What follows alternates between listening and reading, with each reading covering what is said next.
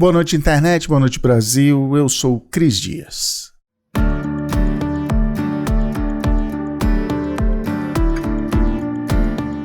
Tem uma expressão que eu confesso que eu nunca entendi. É quando se fala que alguém teve uma carreira meteórica. Porque, essa expressão é usada para falar que a pessoa fez muito sucesso, muito rápido, que nem um meteoro que vai lá e brilha no céu. Deu tudo certo, parabéns. Só que, assim, o meteoro brilha porque ele está literalmente queimando na atmosfera. Depois ele vai cair, explodir e virar uma cratera no chão. Isso se não cair na cabeça de alguém. Não deu nada certo. Então, assim, desculpa, é assim que a minha cabeça funciona. Mas, olhando assim, carreira meteórica é um bom jeito de olhar o que acontece com muito creator por aí. Todo ano saem as pesquisas de que a profissão mais desejada pelas crianças é ser youtuber. Todo mundo quer ser creator, até eu, Tô aqui falando com você, mandando seguir nas social redes. Eu quero ser creator, viver do meu conteúdo, conectar pessoas, aquilo tudo que tá lá no meu Media Kit, vende inbox. Só que o lado que ninguém fala, isso a mídia não mostra, são todas as pessoas que viraram os meteoros, queimaram rápido e destruíram alguma parte de si no processo. Pensa em todos os influenciadores que fizeram sucesso, apareceram em campanhas, em todas as campanhas de todas as marcas, e na semana seguinte já era, vem o próximo. Tem esse cara aí, o Churrasco. Lembra do Churrasco? O Churrasco era tipo mês passado, ninguém mais lembra. O Luva de Pedreiro, até sei lá, o Mexeu com a Xuxa, Mexeu comigo, que eu mesmo, como publicitário, usei uma campanha lá em 2009. Foi por isso que essa semana eu chamei a Luísa Klazen, que falou com a gente remotinho do Rio de Janeiro, e a gente conhece como Luliluque, que já foi uma das youtubers mais requisitadas do mercado, fazendo cobertura do Oscar na TV e várias campanhas publicitárias. Ela chegou lá, ela virou o sonho de todas essas crianças e adultos, era creator profissional, bem sucedida e bem paga, mas hoje se define como ex-creator, porque viu que tinha virado meteoro. E, olha só, antes de começar a entrevista, deixa eu avisar aqui que nesse programa a gente vai falar de burnout e de depressão. Então, se esses forem assuntos que não batem bem com você, tudo bem. Pula aí, tem mais outros 95 boas noites internet para você ouvir. Inclusive, obrigado a Luli por tocar nesses temas que eu sei que não são fáceis para ela.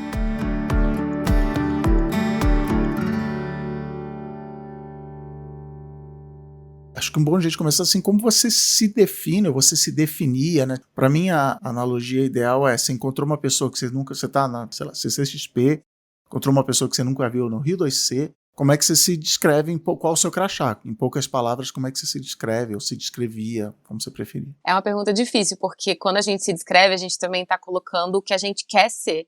E aí, às vezes, o que a gente já foi não colabora tanto pro que a gente quer ser. Já vou explicar melhor isso. Mas assim, se eu fosse explicar quem eu já fui ou continuo sendo algumas vezes, eu sou formada em cinema, comecei a fazer conteúdo sobre cinema para internet, na época que não existia a palavra creator, influencer, youtuber, nenhuma dessas palavras existia. Blogueirinha de cinema. Quem estava na internet nessa época era Felipe Neto, Cauê Moura, Kéfera e PC Siqueira, basicamente. Tinha outras pessoas também, a Gabi Fadel, que é minha amiga pessoal, também tava, mas nessa época quem era referência eram esses 4. Era a explosão do vlog, o auge do vlog, fala a galera, olhando, fazendo o que nem a gente tá fazendo aqui, olhando pra câmera e tal. Isso, cortes secos, sem muitos efeitos, um cenáriozinho bem padrão e uma edição simples, E aí, por causa desse meu quase trabalho, que daí virou trabalho, eu tive a oportunidade de trabalhar no YouPix. Eu gostava muito de internet, eu era muito entusiasta da internet, e aí eu fui trabalhar no YouPix, acho que foi nessa época que a gente se conheceu, inclusive. E aí, por causa disso, eu comecei a ganhar dinheiro com a internet, com vídeos pra internet, uma coisa que eu nem imaginava. Mas o que você fazia no YouPix? No YouPix eu era repórter, eu era jornalista, escrevia sobre os memes do momento, uma coisa que o BuzzFeed começou a fazer depois de um tempo, O YouPix mudou completamente, Sim. E aí, por causa do momento da internet, eu comecei a receber muitas propostas de publicidade, Uma coisa que hoje em dia é super comum fazer publi, o jabazinho das blogueiras e tal. Naquela época, eu tinha que explicar, assim, para uma agência ou para uma empresa o que eu podia fazer por ela, sabe? Porque eles estavam muito acostumados com anúncio na TV, anúncio numa revista, no jornal, mas como assim anunciar na internet, né? Por que vai valer a pena para mim dar o meu produto para você falar dele? Ou só você citar minha marca e tal? E era uma época muito boa, assim, porque acho que várias funções que hoje existem dentro das agências, a gente fazia. Tipo, a gente analisava o mercado, a gente analisava os nossos dados brutos, a gente entregava o Media Kit, né, na época que a gente entregava para as agências de publicidade, para as empresas, eram muito mais elaborados. Mostrar que tipos de formato que existiam, explicar o que é um product placement, o que é um vídeo exclusivo. Essas histórias de marcas procurando ainda era no blog. O meu blog nunca foi muito significativo, não, porque Tá. o meu blog chamava Moda de Verdade e era só sobre moda mesmo, estilo, coisas assim. Legal. E aí, quando eu quis criar um canal pro YouTube, foi muito porque eu tava na faculdade de cinema, eu queria editar, eu não tinha nada para editar naquele momento. E falei assim, vou gravar uns vídeos, assim, eu não tinha essa referência que o PC era grande, que a Kefir era grande, eu não sabia muito bem o que era isso. Eu comecei porque eu queria falar, porque eu queria me comunicar. E os meus primeiros vídeos ainda estão no ar, você pode ver que eu tô bem travada, porque eu nunca fui atriz. Eu comecei a editar os vídeos e eu tinha noção de que no meu canal eu não queria falar só sobre moda, por isso que surgiu o nome Lully de Verdade, que daí eu ia falar sobre tudo que eu gosto. Legal. E desde dos assuntos que eu tratava no blog, né, moda, estilo e tal, mas também de cinema, que é uma coisa que eu amo, respiro cinema. E nessa comecei a ver as marcas que teriam a ver com o meu conteúdo, o que eu poderia oferecer para elas e tal. E aí eu digo que a chavinha virou quando foi em final de 2012. Eu fechei uma publicidade que eu tava querendo vir pro Rio, né, morar no Rio. E aí eu fiz umas contas lá, o quanto que eu precisava ganhar por mês, o quanto que eu ia gastar de aluguel e tal. E aí eu fechei uma publicidade que ela pagaria as minhas contas por um ano inteiro se eu não fechasse mais nenhuma outra publicidade. Que foi dos cadernos de Jandaia. Foi 3 vídeos no meu canal, foi spot no rádio, foi acho que 5 vídeos pro YouTube deles. Foi muita coisa, assim. E aí, isso era uma coisa que eu ouvia frequentemente também, era que eu era a série B da Bruna Vieira, porque eles tinham fechado com ela no ano anterior. E aí a Bruna ficou muito cara, chama a Lully. E eu tenho o maior orgulho disso, na verdade, porque eu adoro a Bruna, eu admiro pra caramba, já fui colunista no blog dela também. Então, pra mim era muito bom que me vissem como alguém que eu gostava, né? Na internet eu olhava pro conteúdo da Bruna, eu sigo ela até hoje.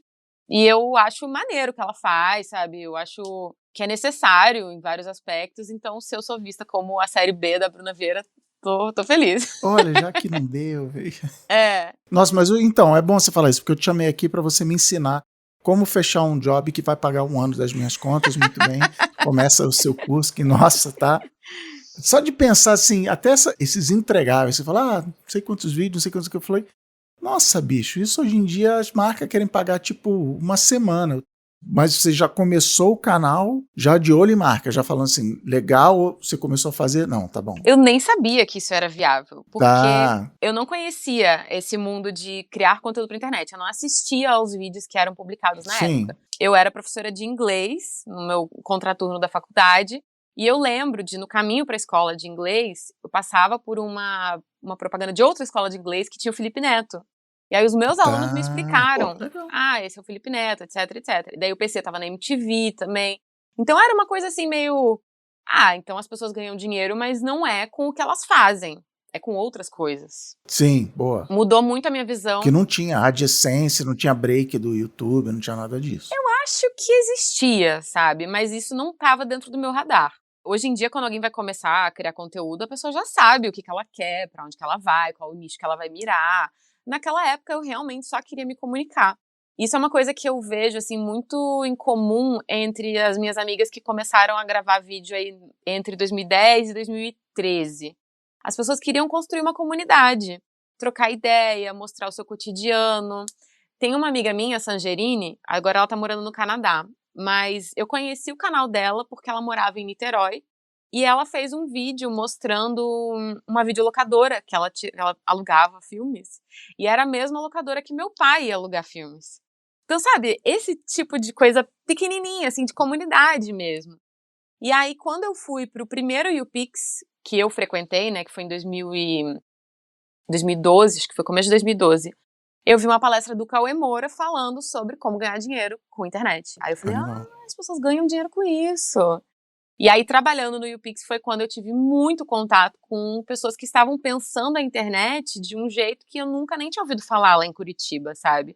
Eu entrevistei o Molon, entrevistei você, entrevistei o Pablo, que na época era editor da Rolling Stone. Então, eu comecei a abrir minha cabeça para o que poderia existir na internet. E aí, eu comecei a pensar o meu canal como um hobby, uma paixão que eu tenho, mas também como um produto.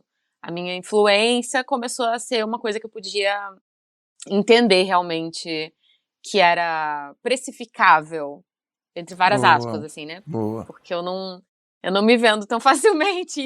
Isso inclusive, é um problema pra mim, porque se eu fosse assim, qualquer coisa me paga, beleza, quem sabe eu estivesse melhor na minha carreira. Mas você, nisso de precificar, você tinha alguém te ajudando a botar isso? Ou perguntava coleguinha do lado na mesa, e aí, quanto você tá cobrando?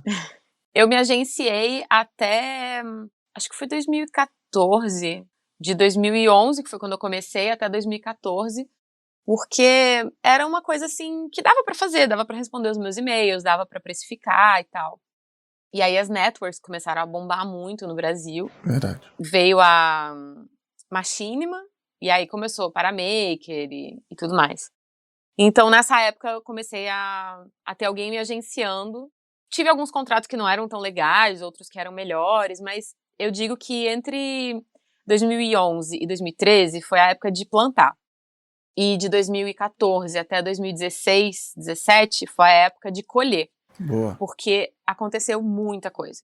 2014 teve a Copa do Mundo, então o mundo todo estava olhando para o Brasil, tinha muito dinheiro das agências de publicidade, e quem tinha começado antes estava meio ali como referência. O meu canal foi o primeiro sobre cinema apresentado por uma mulher, o primeiro sobre cinema apresentado por uma pessoa só, o primeiro bater várias metas assim de inscritos, né? Primeiro a chegar em 100 mil, primeiro a chegar em 200 mil, com essas características, né? De cinema, uma pessoa, uma mulher, enfim. E óbvio que hoje em dia já foi ultrapassado por outras criadoras. Então 2014 foi muito, muito bom, muitos jobs, muita coisa acontecendo, muitas festas e eventos, assim, que a publicidade estava querendo gastar dinheiro mesmo. Tinha dinheiro para gastar e vamos convidar influenciador. Sim. E aí 2015 eu fui colhendo esses frutos, 2016 teve as Olimpíadas aqui no Rio, então eu tive a oportunidade de fazer mais trabalhos ainda. Nessa época eu já tinha segmentado bem, assim, com cinema, né? Tipo, eu já tinha deixado de lado moda, essas coisas, lá em 2013. Então as pessoas já sabiam que quando elas iam ver meu vídeo, elas iam ver alguma coisa de cinema, de cultura. As marcas sabiam também que eu era uma pessoa referência nisso. Mas conte, vamos seguindo o trem da carreira. Aí veio a parada de televisão e tal, ou como é que funcionou isso? Como é que entrou isso na sua vida? Bom, então, em 2016 eu fui chamada para trabalhar fazendo um job lá para o Bradesco, entrevistando pessoas das Olimpíadas, né? Atletas e ex-atletas. E aí eu falei assim, gente, mas como assim? Eu não sou atleta, eu não pratico esporte, sabe? E aí eles viram o potencial e falaram, não, mas você é uma boa entrevistadora. Então a gente quer alguém que não seja do esporte para falar com outras pessoas. Então eu fiz lives no Facebook do Bradesco, entrevistei a Maria Esther Bueno, entrevistei Gustavo Borges, entrevistei todas as medalhistas, a equipe de rugby. Então, assim, foi muito especial. E a partir daí eu comecei a ver que as marcas ou as empresas viam em mim algo que eu não via. Um potencial, uma coisa especial, assim, e virou uma coisa meio mantra, assim, pra mim, que quando você é especial numa coisa, você só viveu a experiência de estar dentro do seu corpo, dentro da sua cabeça. Muita gente me fala assim, você é muito boa de comunicar, de explicar as coisas. E aí, dentro da minha cabeça era, pô, mas todo mundo consegue fazer isso, sabe? Eu não tô fazendo nada de especial. Não, eu só estou... Não é uma neurocirurgiã, sabe? Isso. Não, é isso mesmo, tipo assim, não, mas isso é fácil, é claro que eu sou bom nisso, porque isso é fácil, a coisa que é difícil eu não sei fazer. Aí a pessoa, não, calma, deixa eu te explicar. Exatamente. Então, não é assim que funciona. Pois é, e aí, depois disso, o Canal Brasil também viu um potencial em mim que eu não tinha visto, que era de falar de cinema brasileiro para um público mais novo. Então, em 2017, eu fechei esse contrato, que foi muito, muito especial. Era um branded content para fazer os vídeos do YouTube do Canal Brasil. Então, eu seria a cara do Canal Brasil. Foi incrível, maravilhoso. Eu tenho um trabalho ali dentro que chama História do Cinema Brasileiro, que eu fiz vários vídeos sobre os movimentos do cinema, né? O cinema novo, a pornochanchada, a retomada. E isso é um trabalho, assim, que não existia na internet na época que eu fiz. Lógico que é com a profundidade de um vídeo de YouTube, não é uma tese de doutorado.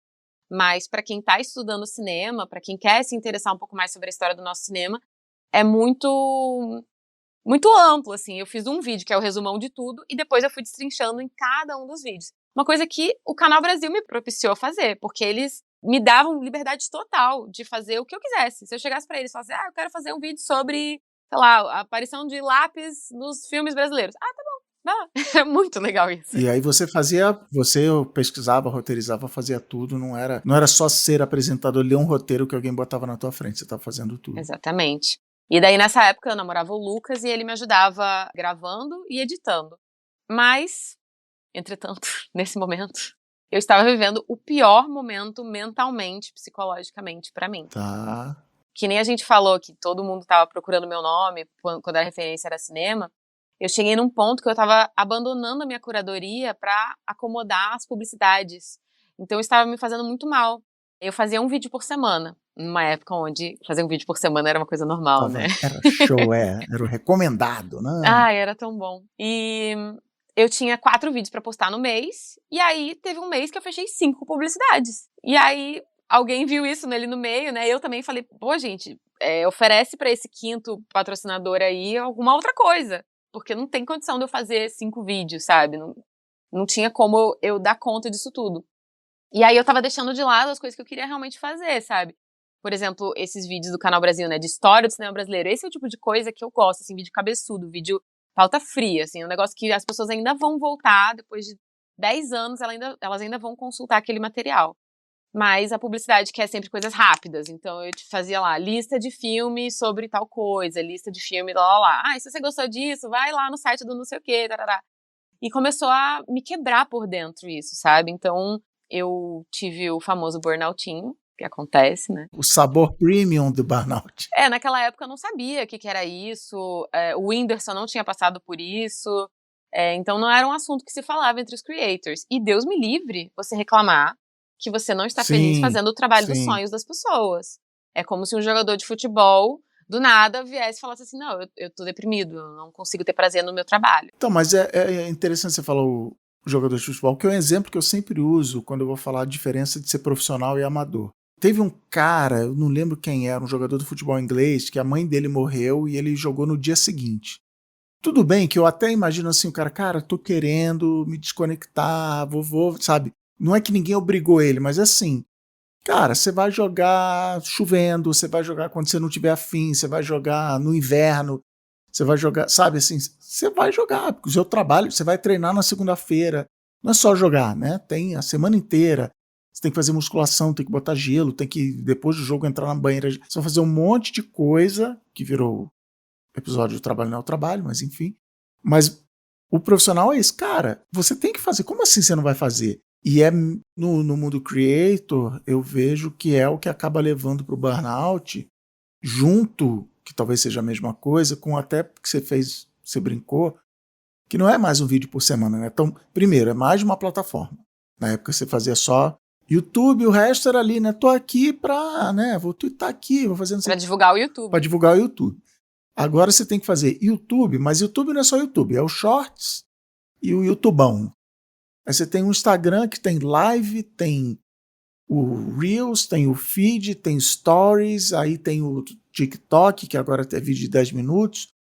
Não, vou fazer live. Então, se você tem mais redes, todas as redes ficam dizendo que você precisa ter mais conteúdo e mudam de ideia também. Uma coisa que eu falei no programa com o Merigo. Não, agora não é mais vídeo curto, agora é vídeo longo. Não, agora é mais... E ficam mudando e você tem que correr atrás. Em que ano foi isso? Em que ponto as plataformas estavam nessa época que você passou por isso? Eu lembro que em 2017 eu não tinha mais força de gravar os vídeos pro meu canal. Que eu não conseguia. Eu tinha que cumprir o contrato do Canal Brasil e eles sabiam de toda a minha situação, eles eram super compreensivos. Todo o meu esforço tava para aquilo. Eu não conseguia mais manter o meu canal normal. E como o Canal Brasil tava me pagando um valor fixo, eu pude me dar o luxo de não pegar tanta publicidade pro meu canal naquela época. Eu também não dava conta mesmo. Eu digo que a gente tá entrando num compasso da máquina, só que a gente precisa descansar. E eu costumo contar essa história, já contei em universidades, em cursos técnicos, para uma plateia mais jovem, para plateias de pessoas que querem produzir conteúdo. E eu sinto no olhar das pessoas que elas pensam assim, nossa, que pena que você passou por isso, mas comigo isso não vai acontecer. Sim, Como sim, se as sim. pessoas estivessem Você imunes é a isso. fraca. Eu acho que não é nem a de você é fraca, mas assim, comigo não. Porque as pessoas não botam cinto de segurança quando elas entram no carro, porque elas acham que com elas não vai acontecer um acidente de trânsito. Isso. Acho que o fraco é também nisso de... Não, mas eu vou prestar atenção quando acontecer. Eu sou forte, eu tenho resiliência, eu tenho não sei o quê. E é isso, cara, assim, não tem... Mas, aliás, até outra coisa, você identificou que era burnout logo, porque eu, inclusive, provavelmente no mesmo ano, eu tive o meu burnout, eu demorei, cara, 1 ano, 2, para inclusive dar o nome. Eu sabia o que era burnout, eu vi um mamilo sobre burnout, eu li, mas sei lá, 1, 2 anos depois é que eu li em algum lugar, eu vi no rádio, eu lembro onde eu estava. Eu vi no rádio, a Organização Mundial de Saúde reconheceu o burnout como doença. Esses são os sintomas. Eu gabaritei, eu falei assim, pô, tinha me economizado um tempo se eu soubesse. Você identificou na hora? Como é que foi isso? Não, na verdade demorou pra eu sair desse armário. E demorou pra Boa. sair do armário da depressão também, sabe. Teve uma amiga que ela também já foi criadora de conteúdo, mas hoje em dia ela trabalha nos bastidores. Ela falou assim que quando ela estava em depressão, ela não tinha vontade de comer as coisas, assim, sabe quando você acorda e fala assim: "Nossa, que vontade de comer uma pizza". Ela não tinha mais essa vontade, ela comia porque tinha que se alimentar. E aí eu comecei a perceber que eu também tinha perdido um pouco do brilho das coisas que eu estava fazendo. E tantas coisas incríveis que eu estava vivendo, sabe? Todos os anos, desde que eu comecei a fazer conteúdo, eu fazia as premiações do Oscar, como segunda tela. Eu tive o privilégio de fazer várias junkets, que são entrevistas com pessoas do cinema, né? A minha primeira foi em Los Angeles, e fiquei hospedada no Four Seasons. Foi entrevistando a Chloe Grace Moretz. Eu entrevistei o Tom Hanks na Itália, sabe? Eu vivi muitas coisas muito incríveis, que eu tenho muito orgulho. E eu sinto que naquela época eu estava um pouco anestesiada para as coisas que estavam acontecendo. E começou a ficar muito pesado para mim. Eu tive um psiquiatra que me deixou na mão, isso foi uma péssima experiência. E aí eu tive que dar um jeito de conseguir sobreviver com isso tudo, né? E aí eu me voltei para minha espiritualidade, que era um lado que eu estava deixando passar. Foi um tratamento de centro espírita, assim, que me ajudou muito. Não digo que é pra todo mundo, não digo pare de tomar remédio, pelo amor de Deus, não pare de tomar remédio. Mas foi o que me ajudou naquela época. E aí o meu amigo também, o Mamute, que também é criador de conteúdo, ele me levou no centro espírita da mãe dele e foi, assim, transformador. E a partir desse momento eu comecei a falar assim, não, agora eu vou dar o compasso da música que eu quero dançar. Então em acho que foi 2018 que eu tentei fazer, tipo, um grande video essay por mês, né? Porque tava na época que eu assistia muito Nerd Writer, esses vídeos assim mais longos. Grande nerd writer. E assim, amo fazer. Eu fazia eu analisando o cinema, mas não dava certo. Meu público ficou 1 ano praticamente sem mim. Quando eu tava prestes a quebrar, eu ouvi das pessoas, não para, porque senão você vai se apagar do mundo da internet, sabe? Quem não é visto não é lembrado. O que eu queria fazer era gravar uma frente de vídeos e deixar postando enquanto eu tirava umas férias, assim, de uns 2 meses. Como agora a Boca Rosa se deu esse luxo, né, de tirar 1 mês de férias. E aí as pessoas que estavam me assessorando falaram, não, você não pode parar. E aí eu continuei até do ponto que eu não conseguia mais. E aí eu só fui melhorar quase 1 ano depois e tentei voltar nesse outro formato que não dava certo e eu comecei a ver o quanto que eu não me encaixava mais na internet, né. Pelo menos na internet daquele jeito como eu estava vendo. Porque eu não queria mais fazer o que eu tinha feito antes, né, que eram vídeos de listinhas, coisas bobinhas, mas o que eu estava querendo fazer, o público gostava, mas não era desse tamanho, assim, né, que desse retorno. E aí eu falei assim, cara, quer saber, eu acho que a internet ficou um pouco pequena pra mim, porque eu quero fazer coisas maiores, mais complexas e que vão durar mais, sabe? Porque eu sentia uma tristeza muito grande das coisas morrerem em 1 semana. Posto o vídeo, semana que vem ele já é velho. E aí eu falei assim, cara, o que dura mais tempo, né? Eu vou voltar pras minhas origens, vou voltar pro que é importante pra mim. E aí eu quis voltar pro cinema, que era a minha área de formação. Desde sempre, eu sempre quis trabalhar com cinema. E o YouTube abriu como se fosse um desvio, assim, tipo, olha só esse desvio que parece muito legal.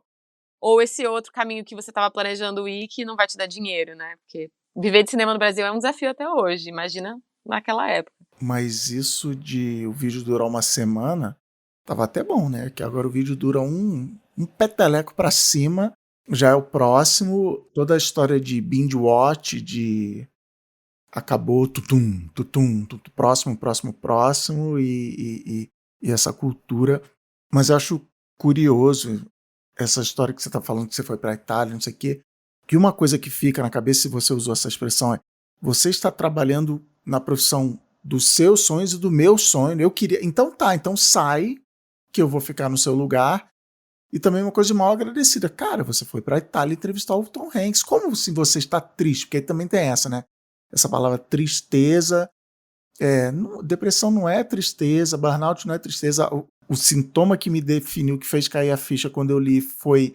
As palavras não eram essas, mas eu ficava literalmente olhando pro teto, sentado na minha cadeira, olhando pro teto, e falando assim: eu preciso fazer essa coisa agora. Se eu não fizer isso agora, vai dar muito ruim quando chegar o final do semestre, eu vou ser avaliado, mas eu não vou fazer agora não, amanhã eu faço. E assim, várias vezes, não foi só no Facebook, assim, durante a vida de creator eu já tive isso e tal, de falar, cara, isso aqui não está legal, eu não posso ficar assim, não faz o menor sentido eu ficar assim, eu trabalho com o que eu gosto, eu estou no emprego que eu gosto, eu tenho a super cadeira milionária Herman Miller, eu tenho o refeitório do Facebook, eu tenho o Facebook que me paga aulas de wellness, não sei o que lá, então eu não posso estar assim, mas eu estou assim e amanhã vamos ver o que acontece. E eu sinto, acho que ninguém nunca falou isso pra mim, mas eu fico com medo de falar esse tipo de coisa, porque eu falei, pô, mal agradecido do caramba, mimado, eu já usei muito essa palavra em terapia. Ah, você é um mimado, peraí, sabe, vai lá. E até virou o episódio Tá Todo Mundo Fingindo, que eu olhava e falava assim, não, mas eu sou o único que tô assim. E aí você vai cavando, que você fala, não, você já citou uns 5 ou 6 ex-creators aí também, não, um amigo meu que não sei o que não é mais, uma amiga minha que não sei o que não é mais, a Sangerina não sei o que tá lá no Canadá, faz vídeo, mas não é. É isso, entendeu? Porque você parece, não, tá tudo certo, tá todo mundo funcionando, tá todo mundo adorando, e as pessoas que você falou, a tua equipe, quem te assessorava lá, não, vai, faz, porque assim, bicho, que aí é uma coisa que eu vejo muito hoje. Hoje saiu a marca, não sei o que lá, lança com o churrasco. Nova campanha. Eu falei, cara, animal, mas assim, se você falou luva de pedreiro, não sei o que, esse cara vai durar mais uma semana, um mês, acabou, queimou. Quem é o próximo, quem é o próximo, quem é o próximo? Você sentiu isso que. Você já meio que descreveu isso, mas como é que você vivia isso do. Não, por exemplo, essa história que você falou da listinha, não, eu quero. Só entrega aí e vambora. Como é que você lidava com isso? De novo, você demorou para identificar isso? Como é que você estava se sentindo lá no proverbial olho do furacão? Olha, eu não sei nem explicar como é que eu tava me sentindo, assim, mas tudo isso que você tava falando também me lembrou da minha vivência. Eu acho que o meu olhar é como se eu fosse uma vaquinha daquelas de produção de leite. Bota leite, insemina ela, mais leite, insemina ela, mais leite. Chegou no ponto que a vaca não dá mais leite, abatedouro. Não preciso mais. Então era assim que eu me sentia e eu acho que é assim que a indústria trata os creators, assim, sabe? E é muito delicado, porque é isso que você falou, assim, ingratidão, ser mimado. Mas também tem esse lado de que, quando a gente entrou nessa, a gente não sabia pra que a gente estava entrando, sabe? Um jogador de futebol entra na carreira dele sabendo que ele vai se aposentar antes da idade que as pessoas que trabalham em escritório se aposentam, e depois ele vai virar um técnico, ele vai virar um comentarista, ele pode ter uma empresa própria, ele pode usar a fama dele para o que ele quiser depois, e existem outras pessoas para ele copiar. Mas a gente não. Quando eu nasci, o meu trabalho não existia. E aí, o que eu faço depois que eu sou mastigada por toda essa engrenagem e sobrei só o talo, só o bagaço do que eu podia oferecer? E que você nem sabia que essa engrenagem estava. O jogador de futebol, você falou, ele sabe que ninguém é jogador de futebol profissional aos 50 anos de idade, mas quando você começou, cara, é isso, a minha vida inteira eu vou ser isso, porque tá legal, e tá funcionando até o dia que não funcionou. Isso envolve também, que a gente já falou, precificação e tal. Ah, não, mas é um vídeo de 5 segundos. Não, eu não tô te cobrando pelo segundo, eu tô te cobrando por um monte de coisa, entendeu? Ou são só 5 vídeos. Não, calma, é complicado.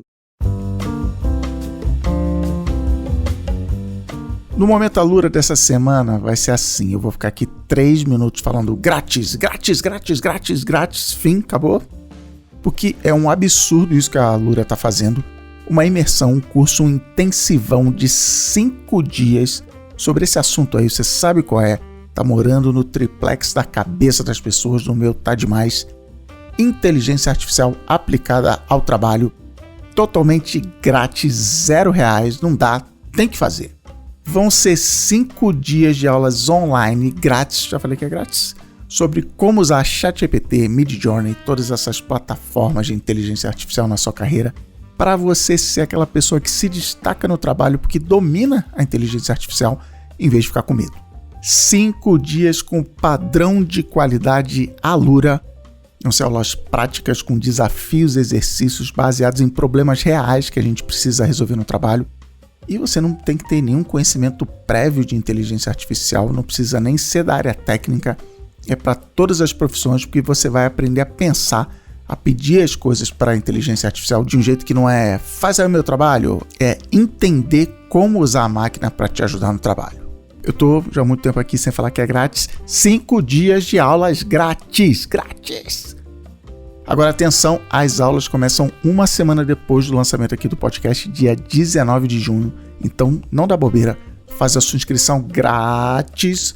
O link é meio compridão para falar no podcast, então vai no boanoiteinternet.com.br/alura, só isso, boanoiteinternet.com.br/alura, que eu te redireciono lá. Eu também vou botar o link na descrição do episódio, vou botar no crisdias.link, no meu Instagram, vai ser surra de link. E olha, parabéns à Alura por dar esse conteúdo de qualidade grátis para todo mundo. É por isso que a Alura é a maior escola online de tecnologia do Brasil. Grátis! Você estava falando do teu processo até de dar nome para as coisas, né, para se reconhecer naquela situação.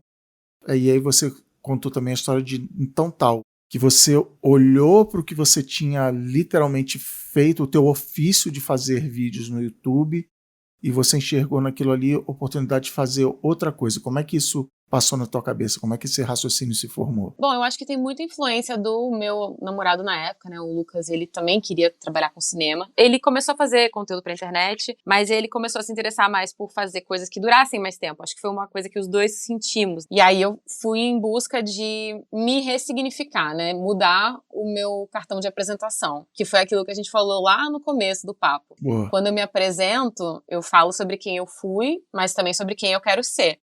Então, quando eu chego pra alguém e falo assim, eu sou influenciadora, mas eu quero trabalhar com cinema, as pessoas não me davam oportunidade, porque influenciador já traz uma carga de preconceito bem grande, mas influenciadora, mais ainda. Porque as pessoas têm aquela visão de que a influenciadora não faz nada, que só ganha recebidinho. Blogueirinha, que nem eu falei no início aqui. Blogueirinha. Da maneira mais pejorativa que essa expressão possa trazer, sabe? Então, eu tive essa dificuldade, assim, de me reintroduzir, reapresentar para as pessoas e que elas me vissem como alguém que pode fazer mais do que só aparecer na frente da câmera. Porque, veja bem, eu já estava fazendo isso, né? Nos vídeos do Canal Brasil eu já era roteirista, eu já fazia essa pesquisa toda, mas o que aparecia realmente era estar bonita na frente da câmera, né? E falar tudo direitinho. Então, junto com o Lucas, a gente foi desenvolvendo alguns projetos, a gente fez o Por Trás das Lentes, que foi uma websérie de documentário, que foi indicada no Rio Web Fest em 2 categorias. Eu fui produtora, eu fui uma das entrevistadas, mas depois eu me tornei produtora também da websérie. E a gente fez também um crowdfunding para uma websérie chamada Rio.com. Até hoje a gente ainda não conseguiu entregar o resultado final, mas por alguns problemas técnicos. Mas a gente gravou o piloto e a gente também gravou um outro conteúdo extra. E no meio disso tudo a gente terminou. Então, algumas coisas tiveram que esperar um pouco do tempo do coração mesmo, da gente conseguir voltar a trabalhar juntos, né, e chegar num consenso artístico. Mas na gravação do episódio piloto do Rio.com, um amigo dele foi convidado para ir no set, né, ele estava envolvido também no projeto. E aí ele me viu trabalhando e a gente começou a conversar, eu falei para ele que eu queria ser assistente de direção. Uma semana depois ele falou assim, olha, eu não tenho trabalho de assistente de direção, mas eu tenho de produtora, você quer? Eu falei, não, sim, eu amo produção, sabe, eu gosto de fazer produção em AD. Aí eu entrei como produtora de um videoclipe. Depois disso, a AD dele... AD é assistente de direção, né? A AD dele não pôde pegar um trabalho, e daí eu peguei, e aí comecei a trabalhar cada vez mais com ele. Comecei a compartilhar, que eu tava trabalhando em set, e aí eu comecei a pegar mais trabalhos, assim, agora depois da pandemia, né? Antes tava bem devagarzinho, porque eu tava ainda nessa de, putz, tô como influenciadora, mas também tô no set, e aí agora acho que as pessoas me veem mais como alguém que tá no set e tal. E é engraçado, porque às vezes me contratam, e aí quando eu chego no set, né, a gente vai marcar um stories, vai marcar a pessoa, e daí a galera olha o meu perfil e fala, nossa, mas você é famosa? Você é verificada? E aí eu comecei a fazer mais trabalhos com audiovisual. Agora, no começo do ano, tá sendo bem difícil, porque o mercado como um todo tá Sim. bem complicado. Mas aí, justamente por isso, eu brinco que eu inventei trabalho, né? Na pandemia não tinha trabalho, porque todo mundo tava trancado em casa, não tinha set pra fazer. E eu inventei meu podcast, que eu chamo Laboratório de Cinema. Eu falei, vou fazer uns reels aí. E começou a dar certo, começou a funcionar. E eu voltei a ter esse prazer pela criação, que acho que é uma coisa que é difícil para as pessoas entenderem, sabe? Não é só estar bonitinha na frente da câmera pra dar um texto. Você tem que estar disposto. E não é disposto assim, tô afim de fazer. É aquela energia positiva. Você não quer ver um vídeo que você vê que a pessoa tá triste, sabe? Ou que tá insatisfeita com alguma coisa. Você tem que transmitir uma coisa muito positiva. E aí eu voltei a ter esse gosto pela criação, essa coisa de pensar em temas e anotar pra depois aquilo virar vídeo, sabe? Isso era uma coisa que eu não tinha há muito tempo. E aí essa experimentação, assim, no Reels me apontou um pouco essa direção. Por que o Reels? Por que você não voltou para o celular, retornou? Por que o Reels? Que foi uma decisão, sei lá, planejada? Vou fazer aqui. Eu acho que foi porque as marcas estavam procurando formatos e eu não estava mais postando no YouTube, porque os últimos vídeos que eu postei lá, eu tava, assim, num penhasco de seguidores. Eu tava perdendo muito seguidor. Cada vez que eu postava um vídeo, era muito seguidor saindo. E eu nem sei se era uma saída ativa, sabe? Eu acho que era... Porque o meu canal é muito velho, ele tem mais de 10 anos, tem muita gente que não usa mais a conta, que se inscreveu um tempo atrás e não usa mais. Então o YouTube ele vai apagando contas fantasma, né? Vai tirando, vai te desinscrevendo. Eu Entendi. já ouvi relatos de pessoas falando assim, tipo, olha, eu tava inscrita no seu canal e agora do nada não tô, mas já voltei, tá? Mas então eu tava perdendo. Cada vez que o YouTube lembrava da minha existência, que era com um vídeo novo, eu perdi inscrito. Então, eu com o meu amigo que faz a minha parte comercial, a gente falou assim, cara, vamos parar de fazer coisa pro YouTube. Eu vou postar só no Instagram. Até porque tá dando super certo, as marcas querem coisa no Instagram. Então, eu comecei a fazer uns reels publicitários e eu meio que tomei o gosto pela coisa, assim. E eu já tô mais acostumada com o Instagram, porque faz 3 anos que eu faço as lives do Estação, né? Que é um cinema de arte aqui no Rio. E eu faço essas lives entrevistando pessoas do cinema. Então, eu já tô acostumada, assim, com o formato vertical, com gravar num lugar específico, mas assim, é o que eu consigo fazer agora. E as pessoas estão dando um feedback positivo. E eu tô feliz com o que eu tô fazendo, acho que isso é o mais importante também. Não, animal. Mas como é que é a diferença até? Porque eu ia falar, você não abandonou os sets, você foi forçado a abandonar pelo mercado, estávamos lá no Rio 2C, estávamos vivendo isso, essa penumbra do audiovisual brasileiro e carioca. Mas assim, você, ao mesmo tempo, você trabalha num set cheio de pessoas e no teu Instagram você acabou de falar, você se edita, você escreve, você faz tudo. Você sente essa diferença e no fim das contas, o que você acha mais legal? O que você se encontra mais? Putz, difícil essa pergunta. Eu gosto dessa jornada dupla, tipo, eu já saí de set e vim direto pra gravar a live do Estação, sabe? Pra quem não conhece o trabalho de set de gravação, a gente grava 12 horas, que é o normal, né? O normal de uma diária de cinema é 12 horas. E às vezes passa, né? Então eu já tive diárias de 12 horas que eu cheguei e fui gravar, fui fazer a live do Estação, sabe? Então eu gosto desses dois chapéus que eu uso. Eu digo que às vezes eu uso o chapéu da produtora de conteúdo, às vezes eu uso o chapéu da AD. E eu gosto desse coletivo, sabe? Eu gosto da troca que a gente tem no set, eu gosto de ver gente, eu gosto de aprender. E eu acho que o YouTube me deixou muito insatisfeita, assim, em alguns aspectos, pelo lado de que eu sentia que eu já tinha crescido tanto que eu tinha pra crescer sozinha. O meu contador uma vez fez uma reunião comigo, assim, dessas reuniões anuais, assim, pra entender pra onde ia meu negócio, se ia crescer, se ia diminuir, enfim. E aí ele perguntou pra mim, você sabe o que você precisa fazer pra melhorar os seus ganhos da sua empresa? E aí eu falei, sei, mas eu não quero. Pô. Tipo, eu teria que virar um omelete, assim, sabe? Ter uma redação, ter várias pessoas produzindo. É um investimento, sim, eu contrataria pessoas. Mas eu não me via fazendo isso, sabe? Eu sinto que o meu conteúdo em vídeo, ele ainda tem uma coisinha autoral de fui eu que fiz. Por mais que às vezes tenha outras pessoas que me ajudam e que agregam um valor do caramba, assim, sabe? Os meus vídeos do Analisando Cinema tem um editor maravilhoso por trás e que faz aquilo ficar especial. Mas essa troca no set com pessoas diferentes, sabe? Com mais gente. É uma adrenalina tão boa, sabe? Ver tudo dando certo, o ator acertando a fala, a diretora de arte entregando tudo no tempo, o diretor de fotografia escolhendo a lente perfeita, sabe? É uma mágica acontecendo. E tem a coisa também de que o trabalho solitário, você inclusive é o patrão. Que você falou, você tem a reunião com o contador onde ele pergunta a expansão da empresa. Quando você está numa equipe, assim, alguém, o dono da produtora, o dono do canal, o dono da agência, é que está preocupado com isso, você está ali fazendo o seu trabalho, dar assistência à direção, produzir, sabe? É isso. Então também, eu fico meio dividido entre isso. Pô, animal, tem minha empresa e né, tomar as decisões, a empresa é moldada de acordo até com a minha personalidade. Mas quando eu fui pro BuzzFeed, foi em parte também esse, cara, eu quero ter chefe, eu quero ter alguém para virar de manhã e falar assim, é isso que você tem que fazer hoje Nossa, eu só sim. vou lá e faço. Eu falo isso, os meus amigos que trabalham em escritório não entendem. Eu daria tudo para ter um horário, um chefe. Parte do meu trabalho, isso que eu falei é uma grande mentira, porque assim, parte do meu trabalho é definir estratégia, né? Então assim, e aí, o que a gente vai fazer? E eu queria que alguém virasse e falasse, mas é isso, entendeu?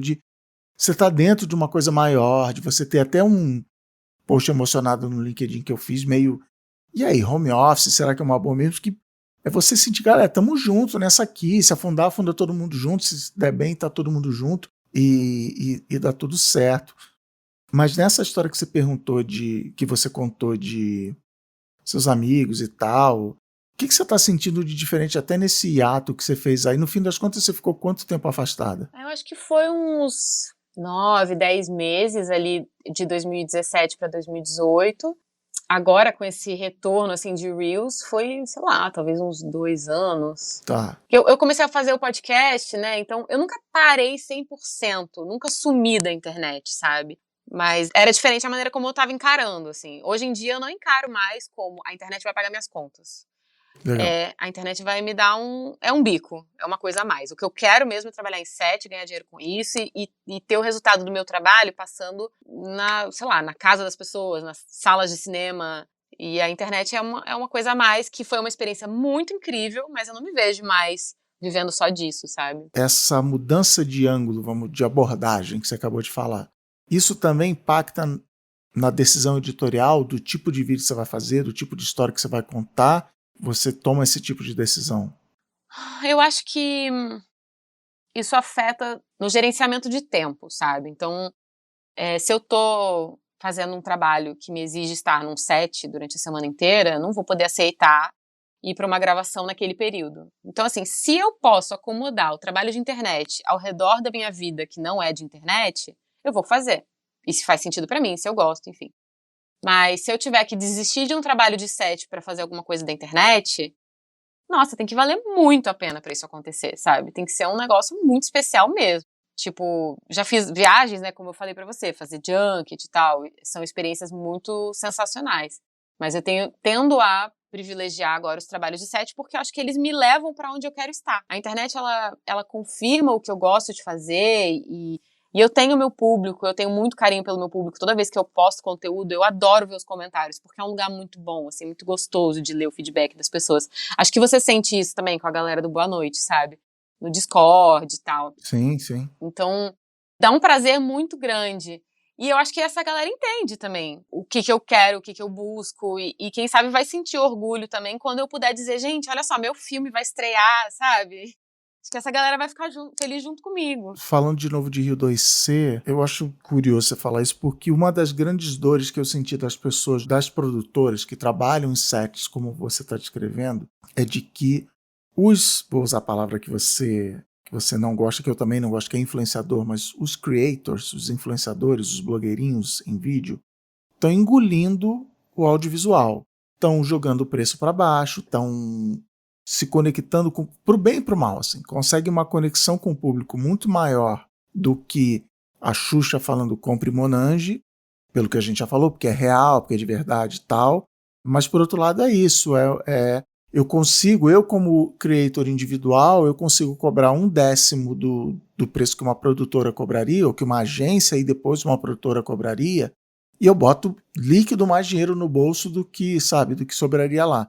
E até ideias assim, eu tenho uma ideia de uma série. É um menino bruxo que tem um raio na cabeça, ele vai estudar numa escola mágica, e hoje em dia o mercado está assim, não, mas quem vai apresentar? E aí falando de podcast, não, vou fazer um MesaCast, e quem vai estar no MesaCast? Quais são os nomes famosos? Deixa eu ver o número de seguidores que tem aqui e tal. Era uma sensação de que o mercado de grandes produções, no sentido de produção com um número um pouco maior que que está engolindo. E ainda assim você está indo nessa jornada, você está investindo nisso, sabendo como funciona dos dois lados, como é que você está, essa vida dupla, como é que você dupla no sentido de já vi de um lado, já vi do outro, o que você fala para as pessoas que têm esse tipo de angústia, como é que você dá uma de coach, terapeuta para essas pessoas? Eu acho que eu gosto muito daquele podcast que você falou sobre o meio é a mensagem, porque isso também é um norte pra mim. E eu acho que essa frase ela pode ser uma resposta pra isso. Tipo, pra quem tá ouvindo que não trabalha com publicidade, não trabalha com audiovisual e tal, na vida mesmo, sabe? Você tem que saber o que você quer e por que você quer aquilo. E se você não sabe, você tem que chamar alguém que possa te dar essas respostas. Tem uma frase que acho que o Steve Jobs citava o Ford, daí eu já nem sei mais quem é que é o dono da frase, mas diz a lenda que o Ford dizia que se ele ouvisse os consumidores dele, o público, ele iria fazer cavalos mais rápidos e não um automóvel. Porque as pessoas não sabem o que elas querem até aquilo ser apresentado para elas. Então, tendo visto o lado do influenciador, tendo visto o lado da produção, eu como produtora executiva, porque isso acontece também, já chegou o trabalho pra mim como produtora executiva, a pessoa chega pra mim e me dá um descritivo, eu quero fazer um trabalho assim, assim, assado. E aí eu chego pra ela e falo, olha, acho que não faz sentido a gente ter diretor de fotografia, a gente ter figurinista, a gente pode fazer desse jeito, sabe? Porque tem orçamento pra tudo. Tem orçamento pra fazer campanha que ganha Cannes e tem orçamento pra fazer uma campanha pequenininha que vai rodar uma semana, mas que vai cumprir o seu objetivo. Então, eu não tenho medo de que os influenciadores vão roubar o meu trabalho, ou a inteligência artificial, né, que gera vídeos que são super realistas. Acho que esse tema nem chegou muito ainda no cinema, porque ainda tá engatinhando. Mas eu já vi um diretor com quem eu trabalhei postando imagens que ele fez no Midjourney como referência para o que ele quer. Então ele joga lá no descritivo do trabalho a lente, a abertura, o ângulo, a cor, a descrição do personagem, e aí ele tem uma imagem perfeita de uma referência que ele nunca nem tirou a câmera do bolso pra fazer aquela foto, sabe? Então, acho que conectando muito com os assuntos que você sempre traz aqui no Boa Noite, que eu sou uma fervorosa ouvinte, eu acho que a gente encontra os lugares onde a gente tem que estar, sabe? E tem que fazer sentido. Bom, as pessoas entraram agora, sei lá, de 7, 5 anos pra cá, quando elas entram na internet, elas têm um objetivo bem claro, né? Elas têm um plano de negócios, elas têm um target, elas sabem exatamente o que elas querem. Elas querem ganhar dinheiro, elas querem mudar a vida delas. É muito nítido pra essa galera. E quem veio antes não é bem assim, a gente ainda tá meio perdido, assim, sabe? Essa galera que produz conteúdo desde 2010, 2008 até, né? Tem gente produzindo conteúdo. A gente ainda não se entendeu muito bem o que se faz com a gente, sabe? Não tem um botão de ejetar do mundo. Pra onde a gente vai? O que reserva pra gente, sabe? Então tem gente que criou o próprio negócio, tem gente que se reinventou, continua criando conteúdo. E acho que não existe uma resposta certa, assim. Eu gostaria muito de ter uma associação dos ex-creators, um grupo de apoio. Retiro dos blogueiros. O retiro dos blogueiros. Pra gente saber o que a gente faz, sabe? Pra gente se ajudar, porque acho que todo mundo passou pelo burnout sozinho. Que não é o tipo de coisa que é fácil de falar na internet. As pessoas passaram por essas decepções, por essa sensação de ser usado, mascado e jogado fora. Então tem muita coisa assim dentro da nossa cabeça que não existe muito em outras profissões. Dá pra fazer analogias, como a gente fez, né, com o jogador de futebol e tal. Mas não é uma coisa simples. Não é assim, vamos lá e resolver o problema, sabe? Mas aí, eu ia até te perguntar quem você achava que estava certo, você já respondeu, mas eu normalmente no fim da entrevista eu pergunto o que você diria na máquina do tempo, mandar uma mensagem para você lá, primeiro dia de UPix, o que você diria para Lully do passado para se preparar para vir aí. Eu manteria essa pergunta, mas eu também quero dobrar essa pergunta e o que você faria para as pessoas que estão entrando agora, que tem, não vou dizer todo mundo, mas tem uma quantidade suficiente de pessoas que escutam o Boa Noite Internet que pensam nisso, não, legal, isso aí, de criar conteúdo, será? Como é que é? Então, o que você diria para a Lully do passado e o que você diria para a nova Lully que vem aí? Que conselho, que mensagem você daria? Fiquei pensando muito a respeito disso nesses últimos podcasts que você postou. Eu fiquei ouvindo para me preparar, assim. Olha, roubou no jogo. Roubei. Eu já tive uma fase também das pessoas chegarem, que conselho você daria pra quem tá começando agora? Putz, é muito difícil essa pergunta, porque eu já vesti tantas máscaras e já trilhei tantos caminhos diferentes, sabe? Eu acho que o lance é que o futuro é implanejável. Você pode ter uma meta, você pode ter um sonho. Eu vivi isso, eu ter um sonho e aquele sonho já não era mais o que eu queria, sabe? Eu cheguei lá, mas o que é lá? Eu queria estar lá, sabe? É repensar o nosso sonho. Então, eu acho que eu diria isso, porque como eu sou uma pessoa muito obcecada por planejamento, né, eu sou produtora, então eu penso em todos os problemas que podem acontecer, eu penso em todas as coisas que podem dar errado. Eu sou uma pessoa que é clássica overthinker. Eu tô sempre na minha cabeça não cala a boca nunca. Então, eu diria isso, assim, não tem como planejar.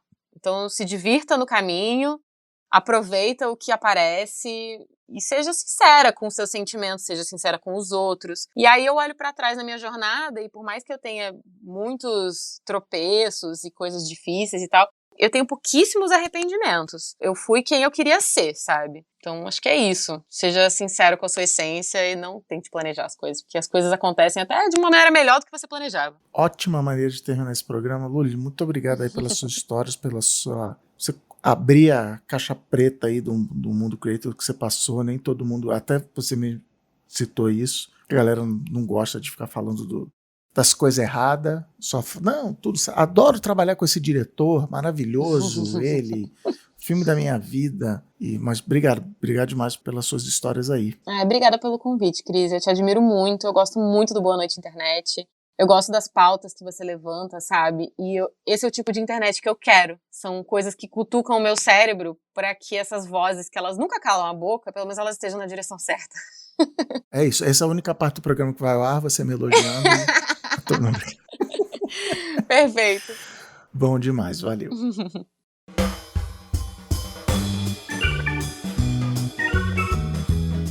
Bem, internet, mais uma conversa que chega no fim e eu fico aqui, caramba, que doideira, eu tenho o privilégio de falar com todas essas pessoas.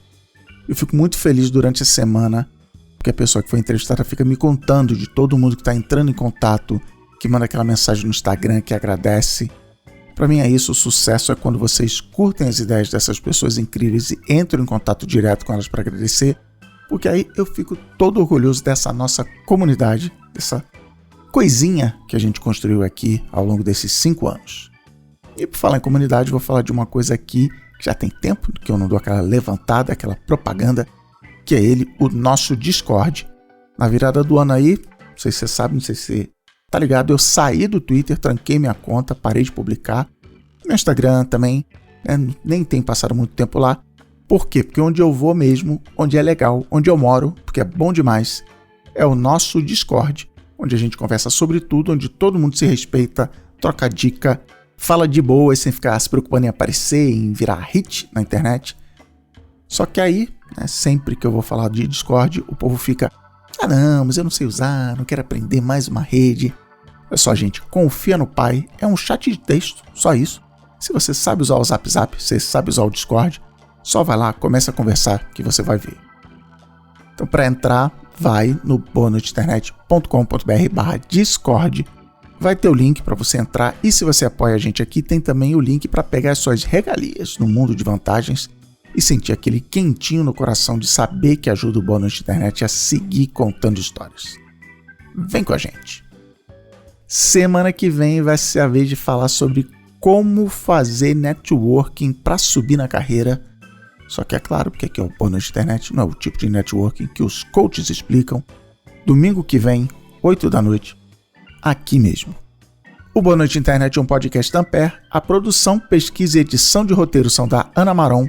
A edição de som é da Jéssica Correia. A edição de vídeo é do Pedro Hassan. E a produção executiva é com o Gui Pinheiro. Até a próxima semana. Ambev.